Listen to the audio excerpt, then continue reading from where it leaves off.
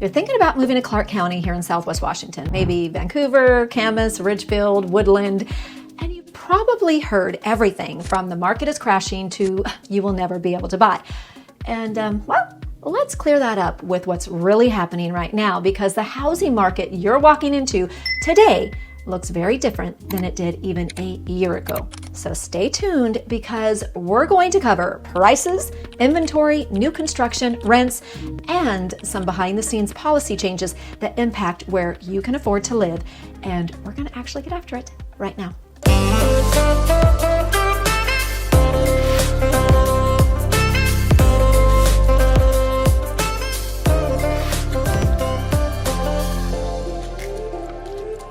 I'm Shastine, your local realtor and host, and in this video, we will talk honestly about what it's like to live and buy here in Clark County.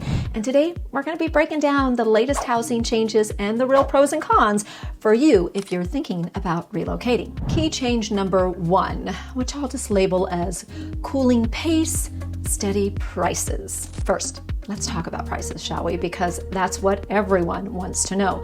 The latest Clark County Association of Realtors data shows our median home price sitting around the mid 500s.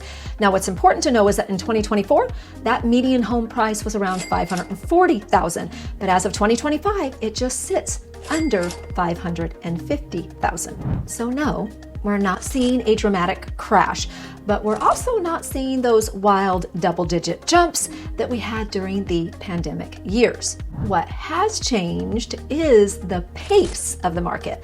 Homes are taking longer to sell, buyers have more time to think, and you're more likely to negotiate on things like repairs or closing costs instead of waiving every contingency just to have your offer considered.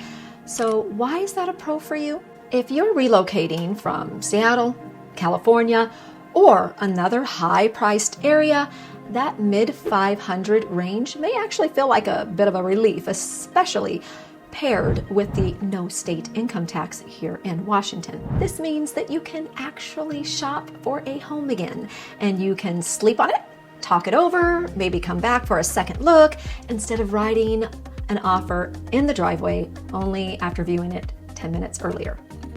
But here's a con that you're going to need to consider. For local buyers and everyone without a ton of equity, the mid 500s plus higher interest rates still feels a little expensive. And so payments can be a gut check, especially if you had your heart set on a certain Vancouver neighborhood or school district or a newer home in a subdivision. And because prices are actually up a bit from last year, not down, waiting for a big crash here might not be the best strategy.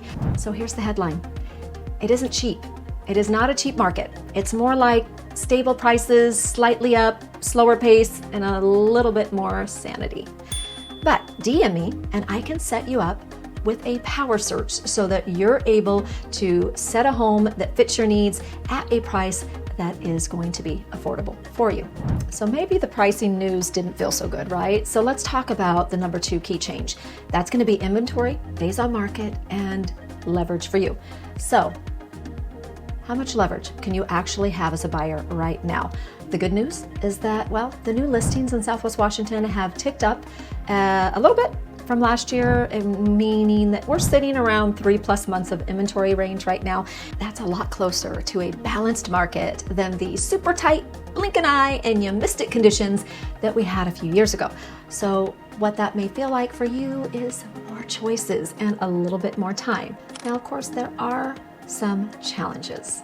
Even with the extra inventory, longtime local brokers like myself will tell you it can still feel really low as far as the number of homes available, especially for those clean move-in homes that are within the price point of $400,000 to $800,000, which happens to be the sweet spot where a lot of buyers are currently buying right now.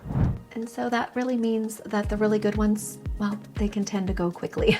And because the selection is still tight in certain price points and school districts, you might find yourself having to actually compromise on the location, yard size, or maybe your exact commute so that you can stay within your budget. And that's especially true if you're targeting specific Vancouver school districts or certain amenities that you want. This next key change has to do with new construction, neighborhoods, along with policy and long-term growth that is taking place here in Southwest Washington. So you're also going to notice a lot of new roofs when you drive around, whether it's Vancouver, parts of Ridgefield, pockets around Battleground, and Camas. They are all filling in with new subdivisions. So you're going to have HOAs, walking trails, open concept floor plans, the whole package. And for a lot of you guys that are relocating, that may feel very familiar if you're coming from newer suburbs in other states. So the upside is, yes, pretty clear. You're going to get brand new systems, energy efficient builds, and you're not inheriting somebody's 25-year-old furnace. And you can sometimes, pick your finishes and at least land that, what feels like a pretty turnkey home. But there is a flip side. Builders are dealing with higher fees and land use costs, which those are getting baked into the price point you're paying. And that's why brand new homes can feel a stretch compared with an older, more established home when it comes to affordability. Also, in some of the small town areas around Clark County, growth decisions can get pretty political, especially with the Washington's Growth Management Act shaping what can be built where. And all of those growth rules and local political debates can slow approvals or create uncertainty in certain pocket areas within Southwest Washington. For relocating buyers, that means some areas may stay underbuilt and competitive for a longer period of time, while others see a wave of new development. So it's really important to understand not just current listings, but also the future land use maps and planned projects around where you want to live, which is why so many people reach out to me and my team to actually help guide them through all of these different changes and where they're happening. I do want to add here that in my YouTube channel, I do actually cover some of these little hot topic political issues that have everything to do around the urban boundary growth. So you want to make sure to subscribe so then that way you can get updates, because I do update on those little hot political topics, as well as watching some of the ones that I've already posted. So let me sum up this little section here. Basically, what all of this means is where new homes are allowed and how quickly they actually get approved can change over time. So it's not always clear and cut. And I help a lot of relocating buyers navigate how this may affect their timing. So here's a pro tip. Start early, a lot earlier than you may think. This next one has to do with affordability and rents. And so let's also be kind of real about affordability, shall we? Owning, renting. If you are relocating, you're stepping into a market that is finally giving buyers a bit more leverage, but you still have to be strategic because prices and rents remain high by local standards. If you're renting first and then planning to buy, rents here have actually crept up, and local reports show a lot of households really are getting stretched by what it costs just to keep a roof over your head. And that can make it harder to actually save for a down payment, even if buying would ultimately be more stable for you. On the other hand, if you actually are coming in with equity from a more expensive market, you're often in a great position here because, well, your sale there might translate to a nice home here, plus a more relaxed lifestyle, like trails and river access and still being close to the Portland airport and other amenities that you will actually get here in the Great Northwest. If you want to build your own power search based on your timeline, rent for a year, then buy versus buy right away, DM me and we'll map out what that actually looks like in real numbers.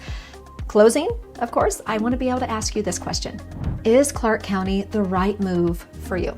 If you want less frenzy, more breathing room, and you like the mid-sized city vibe with quick access to nature, then yes, this market can make a lot of sense, even with prices in the mid-500s. If you're on a tighter budget or hoping for a big price drop, we just need to be a lot more strategic about neighborhoods, home type, and of course, timing. I don't really know about that huge price drop though, just so that you know. However, having a local real estate agent help strategize this with you is so important.